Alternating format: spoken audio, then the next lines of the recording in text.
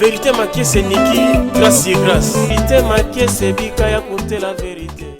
Bon dia, bon tarde, bon nuit à tous les abonnés de VMarket TV de partout que vous allez en Amérique, en Asie, en Océanie, en Afrique et ça dépendre de temps où Bino Bokolandi, la votre humble présentatrice et maman vérité maquillée c'est Niki la polyvalente 4 fois maman Bakopé sans Nzambe raison. Micro na biso ya VMarket TV et zalelo awa na kati ya mabele na biso ya Lumbala Ngimbe. Donc tout près après la frontière ya Zambie, toza musikate na frontière ya Zambie na yekara na pesa conseil balobi conseil qui para agiter et qui para te mukolo mwana mubange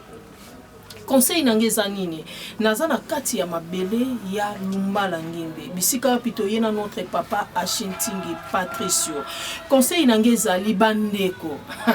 bino nyonso bozolanda mama vérité sika nyonso bozali na vie ko apprendre langue nyonso bien aimé dans le Seigneur.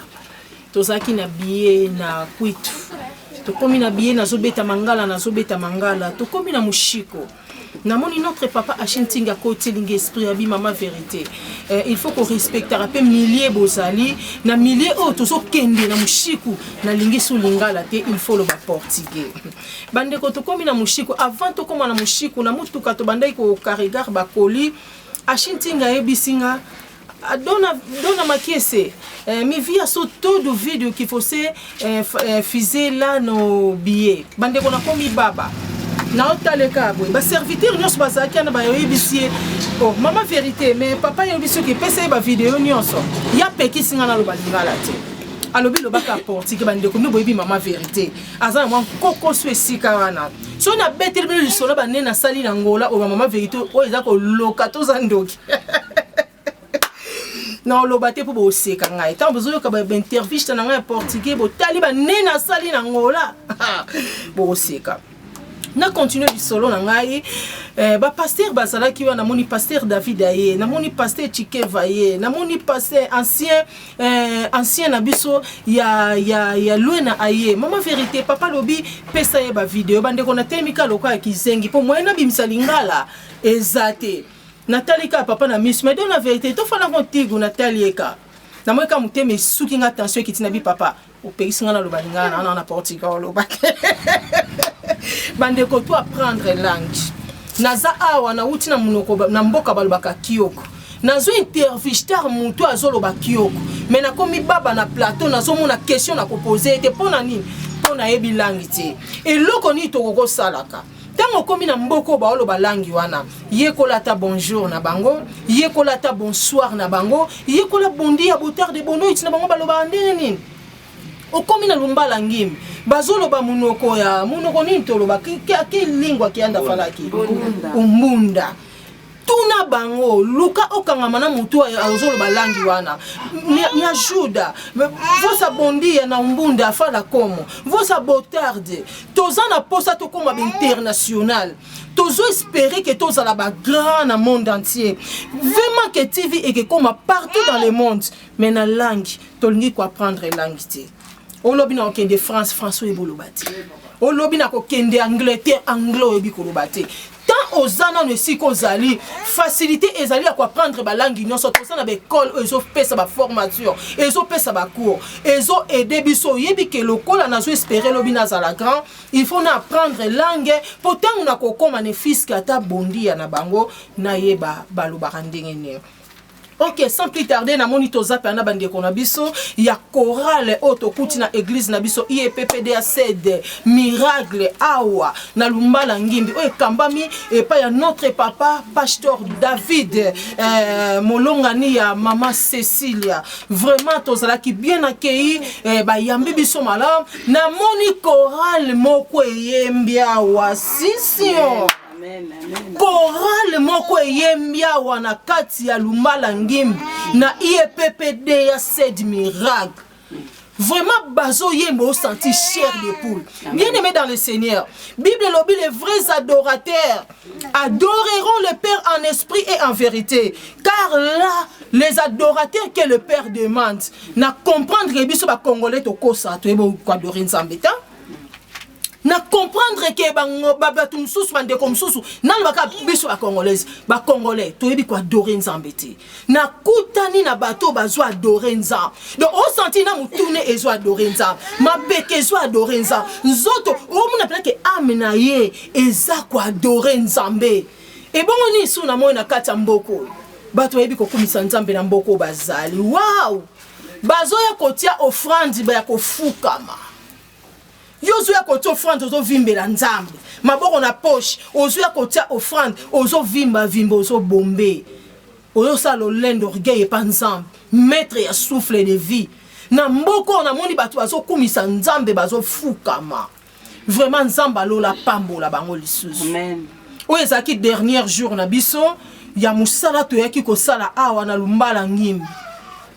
précisément tout près à frontière à Zambie musala na biso esili lelo vraiment nzambe azalaki au rendez-vous na misala oyo notre papa Achille Ntingi Patrice ayaki kosala na mboka oyo nzambe tombwani nzambe azwi lokumu na kanisa bolanda biso ba image nyonso na Fema TV bobo sana te bo s'abonner full oyo donc full à craquer pour église ba bon de lo fo pasteur abengo na téléphone allo mama allo papa mikolo zo mona na terre mais makambu na moni na mboka oyo 5h église devait tondi shade batu bazana esika batu bazana volonté pour servir Dieu. Vraiment, Jésus a l'obaki, allez partout dans le monde, allez faites de toutes les nations, mes disciples.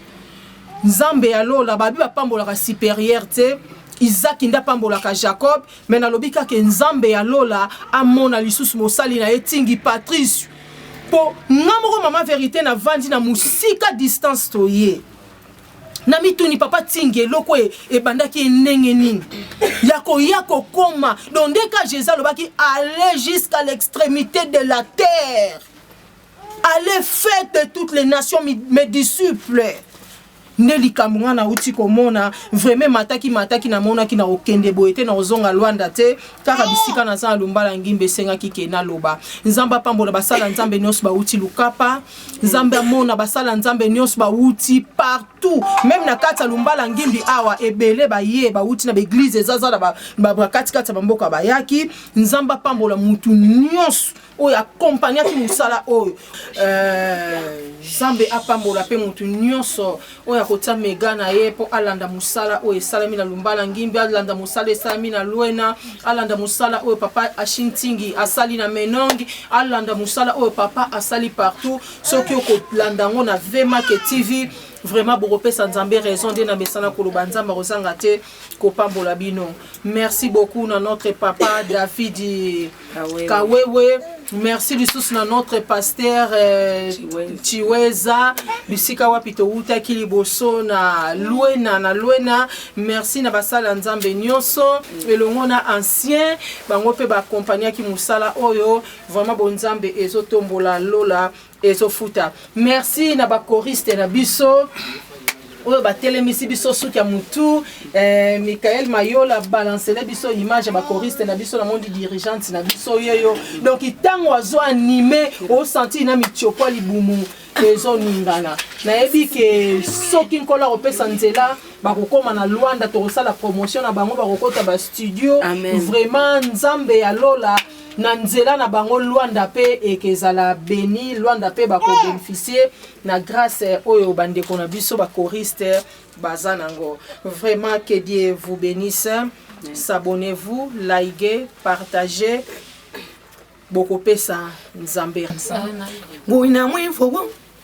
wangu tataneza marangu tutalumbu shingu kamu moine haminguna mwivwe nguna mwivu wangu tataneza hachimaine marangu tutalumbu shingu kamu moine haminguna mwivwe nguna mwivu wangu tataneza hachimaine marangu tutalumbu shingu kamu moine ukabitambule bize tata nangune ukabitambule bize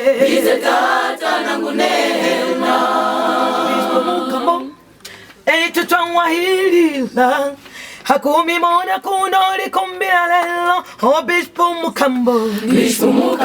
Etu kuno Kawaili Hakumi mona kuno likumbia lelo Obishpo mukambo Etu kuno Kawaili Hakumi mona kuno likumbia lelo Mwaituwane wose Muze Muzebene mwatusele Mwaituwane wose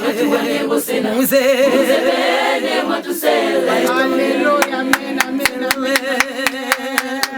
Nazatembele motata Ashtore Davidi mwatusele Oh inazate Nazatembele motata Ashtore Davidi mwatusele Oh nazatembele mokanawa Nazatembele motata Hallelujah, hallelujah, amen. Anji tsatsela kuli mwangana havyuma bije bana tunela kuno kuli mbalangimbo akutamba mkulu wetu Geneja ike bishop wetu kuna kutumeneka kuno kuli mbalangimbo walizina Patrice Singi Mukambo kadu chimutambule ho mwamubwa bona tunela mizimbo ya chili tunamwimbira na mwaso o wakulumbuna ngengwabo tate twakutambula mwachili mwakufwila na bipangi bije biona panga na kanyungi Pastor David tunatumira kuno kuli mbalangimbo na panga bipangi bije bwa mutumine nendesa nendesa bipangi bya njambi mu chifwa chabyo cyo tukandira mwakama kuba ko tubaje banezile mukuja mukutumwesa na kutunona bimaje byetu bile kantu chimone watu njambi wa chiyulo ababezi kise lelo litangwa la kulitepa bakwetu bahiluka baya yetu tusala mukuya cheni kwashe kumwakala na mabushoko bweni na bana beni na binjibo byeni na bitembele byeni watu njambi wa chiyulo amebezi kise amen. Bye. Okay, merci beaucoup à tous les abonnés de VMarket TV et à tous les téléspectateurs qui me suivent partout dans le monde et à tous les abonnés de VMarket TV. La commission de Sousou-Nzambe, c'est ça à notre maman, Yézé Ayabandiso, mon pasteur Cécile, mon pasteur David. Bonne tarde de maman Cécile. Bonne tarde, Seigneur, en Christ. Ok, na pesi nzambe merci. Ya liboso ndenge boyamba kibiso. Bible lobi ndako ya mabapa ya te sanda kwa